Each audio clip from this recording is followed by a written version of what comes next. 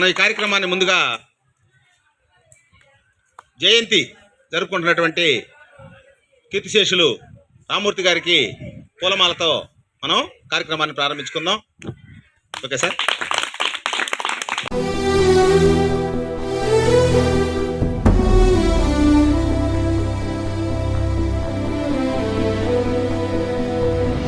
సూర్యుడి సెలవని అలసిపోయేనా, కాలమే శిలవలే నిలిచిపోయేనా, మనిషి మనిషిని కలిపిన ఓ ఋషి,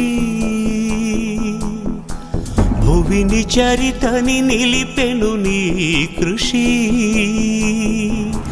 మహాశయా విధి పగై తరిమెనా, మహోష్ణమై రుధిరమే మరిగెనా, ఆగిపోయేనా త్యాగం కదా, ఆదమరిచేనా దైవం వృధా. సూర్యుడి సెలవని అలసిపోయేనా, కాలమే శిలవలే నిలిచిపోయేనా.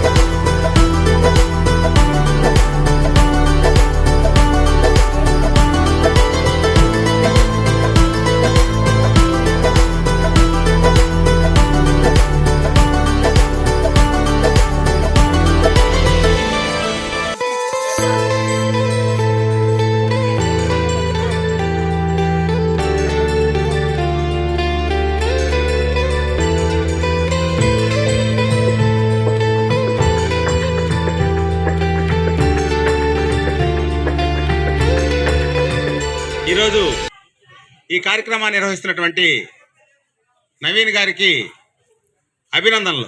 ఎందుకంటే ఈ రోజుల్లో తల్లిదండ్రుల మీద అవిపాంచ ప్రేమతో వారి చనిపోయిన తర్వాత కూడా వారి పేరు మీద రకరకాల కార్యక్రమాలు నిర్వహిస్తూ మనందరికీ ఆదర్శప్రాయులైన. ఎందుకంటే మనం కూడా ఆయన స్ఫూర్తిగా తీసుకొని మనం ముందుకెళ్ళాలి. ఆ విధంగా ఈరోజు మీ అందరికీ విద్యార్థులందరూ సాయిపేట విద్యార్థులు బాగా ఎగ్జామ్స్ రాయాలా అనే ఉద్దేశంతో మీ అందరికీ గిఫ్ట్లు ఇవ్వడం, తర్వాత పిల్లలందరికీ గ్రూపింగ్ చేయించటం, వారు మద్రాసులో సాఫ్ట్వేర్ ఇంజనీర్గా పనిచేస్తూ వారికి 6 రోజులు వర్క్ ఉంటుంది. ఆ ఒక్కరోజు ఆదివారం రోజు కూడా ఎలాంటి సాంఘిక కార్యక్రమాల్లో పార్టిసిపేట్ చేస్తూ మనందరికీ ఆయన ఆదర్శప్రాయం. మనం కూడా అలాంటి అవకాశాలని, అలాంటి అలవాట్లను మనం పెంపొందింపు చేసుకోవాలి. కాబట్టి ఇప్పుడు మీరంతా ఆ పనులు చేయలేదు. ఇప్పుడు మీరు మీ జీవితానికి మార్గదర్శకంగా ఉండండి. ముందు చదువుకోండి. చదువుకున్న తర్వాత మీకు అవకాశం దొరికితే సామాజిక సేవ కూడా చేయడానికి రెడీగా అండి. తర్వాత ఈ కార్యక్రమాన్ని ఉద్దేశించి ఈ కార్యక్రమం నిర్వహణకి ముందుకు తీసుకొచ్చినటువంటి నవీన్ గారు మీ యొక్క సందేశాన్ని ఇస్తారు.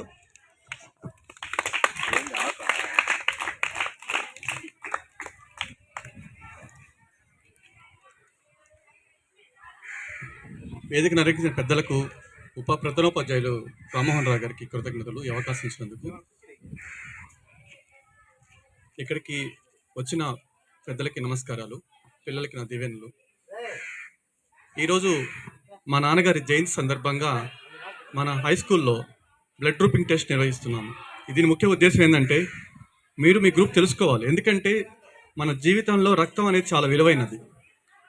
సో అది మనం అత్యవసర సమయంలో మనకి ఎప్పుడైనా ఏ గ్రూప్ అవసరం తెలియనప్పుడు మనకు ఇబ్బంది పడతాం. అదే మన దగ్గర అవుతుంది తెలుసుకుంటే అది ఉపయోగపడుతుంది. దాని 18 సంవత్సరాలు వచ్చిన తర్వాత మీరు బ్లడ్ డొనేట్ చేయొచ్చు. ఎవరైనా ప్రాణహాని ఆపద సమయంలో ఉన్నారనుకోండి, అత్యవసర సమయంలో వాళ్ళకి అవసరమైనప్పుడు మీరు రక్తం ఇవ్వడానికి కూడా మీకు వీలవుతుంది ఆ గ్రూప్ తెలుసుంటే. అందుకోసంగా ఈరోజు మనం ఈ కార్యక్రమం నిర్వహించాను. యాజ్ వెల్ యాజ్ ఇంకోటి ఏంటంటే ఈరోజు మనకి 10th క్లాస్ స్టూడెంట్స్కి ప్రతి సంవత్సరం మా నాన్నగారి జ్ఞాపకార్థంగా ఎగ్జామ్ వస్తుంది. ఈరోజు ఇక్కడ క్లాస్ కూడా ఈరోజు ఎగ్జామ్ అనేది చేస్తున్నాను. దీని ఉద్దేశం ఏంటంటే మీరు బాగా చదివి ఉత్తీర్ణులై మంచి మార్కులతో గ్రామానికి, తల్లిదండ్రులకి, ఈ సమాజానికి మంచి పేరు తీసుకురావాలి.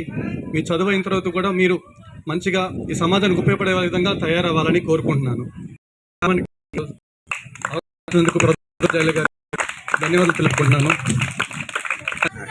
నవీన్ గారు సంవత్సరం నేను ఇక్కడికి 5 ఏళ్ళకి ప్రతి సంవత్సరం పిల్లలకి 10th క్లాస్ పిల్లలకు కానీ, అక్కడ ఎలిమెంటరీ స్కూల్ చిన్న పిల్లలకు కానీ నోట్స్లు, పెన్నులు, ప్యాడ్స్ రకరకాలుగా ఏదో విధంగా ఆయన సహాయం చేయడం జరుగుతుంది. రోహన్ కూడా అబ్బాయి మంచి మార్కులు సీట్ తెచ్చుకున్నాడని హైయర్ ఎడ్యుకేషన్ కి ఫోన్ అవసరం అని చెప్పి అబ్బాయికి ఆండ్రాయిడ్ ఫోను, పెద్ద ఫోన్ మీకు తెలుసు కదా, ఇప్పుడు మా దగ్గర ఉండేలాంటివి అలాంటి ఫోను అతను కొనిచ్చాడు. అప్పుడు ఆ విధంగా స్కూల్లో మంచి మార్కులు తెచ్చుకొని బాగా చదివిన వాళ్ళకి, అలాగే పోతున్న వాళ్ళకి కూడా, ముందు రాయబోతున్న వాళ్ళకి ప్రతి సంవత్సరం హెల్ప్ చేస్తున్నారు. వాళ్ళు చేసే హెల్ప్ ఉపయోగించుకొని వాళ్ళకి మంచి పేరు తీసుకురావాలని ఆశిస్తున్నాను. కాలం నీతో నడవదు, నిన్నడిగి ముందుకు సాగదు, సంకల్పం ఒకటే చాలదు, దానికి సమయమే కదరా ఆయుధము.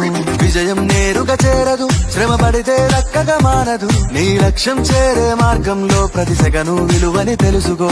ఉన్నోడివా లేనోడివా, ఏ కులం నీదని అడగదు, మంచోడివా చెడ్డోడివా, ఏ మతము నీది అని అడగదు. ప్రేమ చాలి చూపదు, దాక్షిణ్యాలే ఉండవు, ప్రేమ చాలి చూపదు, దాక్షిణ్యాలే ఉండవు, దానికి విలువను ఇస్తే గెలుస్తావు, అది మరిచితే అక్కడే ఆగుతావు. కాలం నీతో నడవదు, నిన్నడిగి ముందుకు సాగదు, సంకల్పం ఒకటే చాలదు, దానికి సమయమే కదరా ఆయుధము.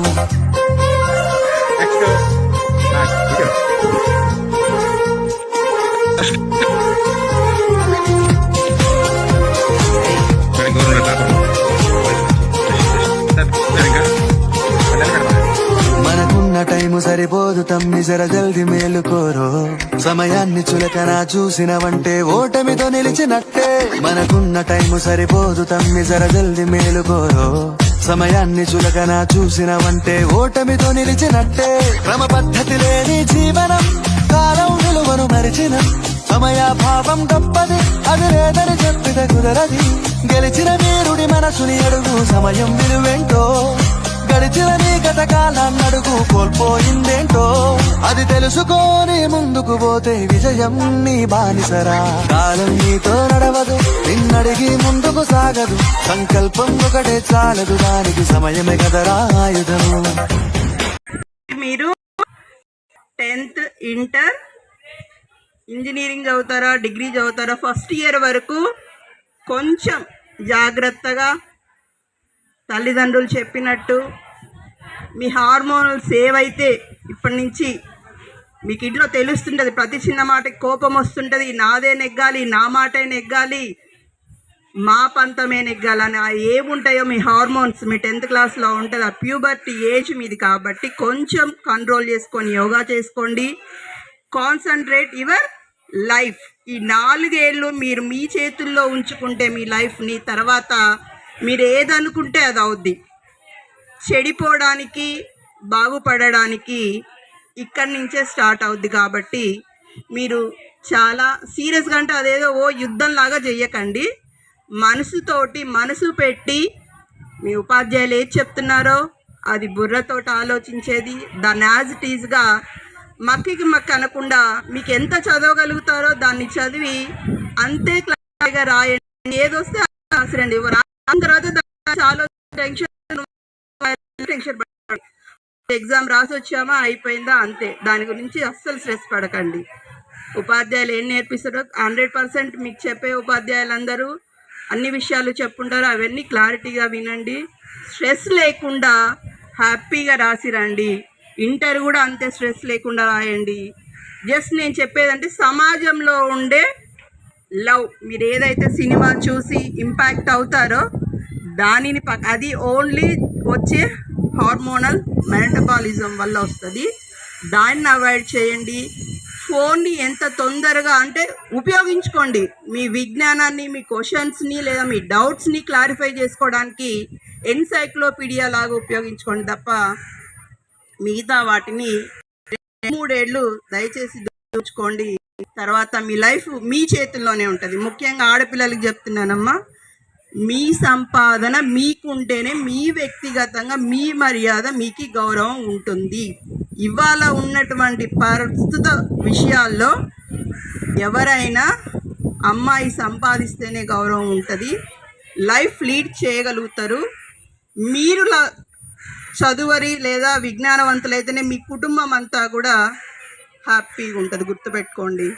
మీకు ఎందుకంటే ఇప్పుడు మీ సాయిపేటలో వస్తున్నారా, మక్నూర్పాలెం నుంచి వస్తున్నారా, పెద్దపవన్ నుంచి వస్తున్నారో మీరు ఒకసారి అబ్జర్వ్ చేయండి. చుట్టూ ఉన్న పరిసరాలని, మీ తల్లిదండ్రుల్ని, అట్లనే సమాజం అంటే మన చుట్టూ ఉన్న గ్రామంలో మీరు చదువుతుంటారు. చదువుకునేటప్పుడు మీకు ఏమి ఇబ్బందులు ఉన్నాయి, మా తల్లిదండ్రులు ఏమి ఇబ్బందులు పడుతున్నారు, ఏం చేసే వాళ్ళకి ఏమి ఇబ్బంది నడుస్తుంది, లేదా రోజు కూలికి పనికి వెళ్తున్నారు, ఇక్కడ కూలి దొరుకుతుందా, ఈ విషయాలు కూడా దృష్టిలో పెట్టుకొని ఏమి ఇబ్బంది పడుతున్నాం, నెక్స్ట్ సమాజానికి ఆ ఇబ్బందులు లేకుండా మన వంతు pay back the society, Ambedkar చెప్పినట్టు పే బ్యాక్ ద సొసైటీకి మన వంతుగా సమాజం నుంచి తీసుకోవడమే కాదు సమాజానికి కూడా మనం ఎంతో అంత ఇవాళ. ఎందుకంటే చుట్టుపక్కల ఇంటి ఇరుగు పొరుగు నుంచి మనం తీసుకుంటాం కదా, అదే సొసైటీలో మనం ఉండాలి. కాబట్టి సామాజిక న్యాయం చేయాలి. కాబట్టి ఇవాళ ఇక్కడ ఉన్నటువంటి తాటికొండ రామ్మూర్తి ఇవాళ జరుపుకోవాల్సిన అంశం ఏంటి అంటే, సర్పంచ్గా ఉండి ఆయన ఏమీ ఆస్తులు సంపాదించుకోలేదు. మీకు ఇక్కడ ఉన్నటువంటి మనం ఏమంటారు దళిత వాడలు ఉన్నాయి, లేదా ఎస్టీ సంఘం ఉంది. అంతకుముందు వాళ్ళకి పాస్బుక్లు కానీ వాళ్ళకి చదువులు కానీ ఏమీ రావు. అటువంటి వాళ్ళకి నిస్వార్థం లేకుండా అంటే స్వార్థం రూపాయి సింగిల్ ఇవాళ మీరు కానీ బర్త్ సర్టిఫికేట్ కానీ డెత్ సర్టిఫికేట్ కానీ గ్రామ సచివాలయానికి పోతే 3,000 నుంచి 2,000 డబ్బులు కడితేనే మీకు ఇస్తారు. అవునా? తెలుసు, అది అందరికీ తెలుసు, తెలిసిన వాస్తవమే. ఆ రోజుల్లో డబ్బు లేకుండా వాళ్ళకి చదువు రాదు అని చెప్పి పట్టాదారు పాసు పుస్తకాలు వాళ్ళకి ఇప్పించారు. అంటే సమాజంలో జరిగేటువంటి వాటిని వాళ్ళు మనసుకి తీసుకున్నారు కాబట్టే రోడ్లు వేయడం అన్నీ చేస్తారు. బట్ కానీ జనాలకు కూడా చేయాలి. రామనాయుడు కావచ్చు, అంటే స్కూల్ ఉంది, మీ స్కూల్కి ఎవరు డీబీసీ పైన రాసుందా అంటే ఆయన చూశారు మా ఊళ్ళో పిల్లలకి ఇబ్బంది పడుతున్నారు, స్కూల్కి స్థలం లేదు, గవర్నమెంట్ కేటాయించట్లేదు కాబట్టి ఇచ్చారా లేదా? ఇంత పెద్ద స్కూల్కి స్థలం ఆయన ఇకపోతే ఇవాళ ఉండేది కాదేమో ఇక్కడ స్కూల్, అవునా? మీరు ఎక్కడికో పోయి బస్సు ఎక్కి నడవలేకనో చదువుకునే వాళ్ళు. అట్లా కాకుండా దూరం అవ్వద్దు, మా గ్రామంలోని పిల్లలు చదువుకోవాలి అనే దాంతో, అంటే ఇచ్చే వాళ్ళందరూ సొసైటీకి ఏదో మొత్తం ఇవ్వక్కర్లేదు, ఏదో చిన్న సహాయం చేసినా ఎక్కడో అక్కడ అది ఉపయోగపడుతుంది. కాబట్టే ఇవాళ ప్రతి సంవత్సరం నవీన్ గారు పిల్లలకి ఏదో ఒకరికి, ఇంతమందిలో ఒక్కరికి, అంతేనా? అందరు ఎవరుగా రాజకీయ నాయకులు ఎవరో ఒక్కరే అవుతారు, కొందరు ఉద్యోగస్తులు అవుతారు, కొందరు టీచర్లు అవుతారు. కాబట్టి ఎవరో ఒక్కరు ఈ గ్రామానికి ఉపయోగపడే విధంగా ఆలోచించాలని నా వైపు నుంచి నేను కోరుకుంటున్నాను. ఆల్ ది బెస్ట్ మీ అందరూ కూడా. Thank you.